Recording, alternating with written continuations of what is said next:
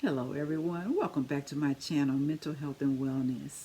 And today I'm going to be giving you 4 safety precautions that you can do to protect yourself from someone that has a severe mental illness and they are living with you. Okay, so the first one is going to be guns. Keep all guns out of the home. Not in the home, out of the home. Now, in the previous story that I did about the young man who killed his whole family, he went off his medication and he killed his whole family. Now, in that story, he used his mother's gun. It wasn't his gun, it was his mother's gun. So that's why I'm saying that's number one. Make sure that you keep all weapons, all guns out of the home.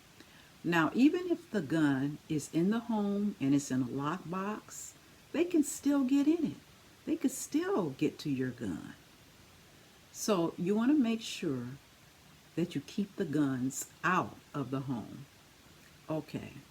Now, the other thing is if you have a child, if you have a teenager, if you have a spouse that has a severe mental illness, make sure that you do not, well, I know you're not going to tell a child, where the gun is, but make sure that you do not let your loved one know that has this severe mental illness where the gun is. You don't want to let them know where it is. Okay. Now, the other thing is, do you have any knives in the home? Really sharp knives. If you have knives in the home, you want to hide all of the sharp knives. Now, I know you might be saying, well, I use the knives every day to cook with. Well, if you have a loved one that has a severe mental illness, it's better to hide the knives and take the precautions and be safe than to leave all the sharp knives in the drawer. They go off their medication, and now who knows what might happen. They can harm themselves, they can harm you, they can harm someone else. It's better to take precautions. You should not feel guilty. The other thing is, don't feel guilty about taking precautions to be safe, because sometimes I know, as parents, we feel like, oh, my child would never do that, oh, my spouse would never do that. But when they go off of their medication, you never know what they might do because people do different things. Some people are homicidal, some people are suicidal, some people cut themselves, some people, they just want to hurt other people, so people react differently when they stop taking their medication. They all act differently. Okay, so you want to be safe, then be sorry. And don't ever feel guilty for trying to be safe, trying to protect yourself. Don't ever feel guilty about being safe when you know that your loved one can be dangerous. You see it. You know that your loved one can be dangerous. I read this article about a woman who had a son who would, when he would go off of his medication, he would be very violent with her.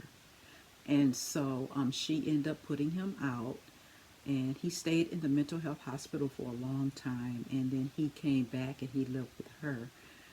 And but he got off of his medication again, and she ended up putting him out again.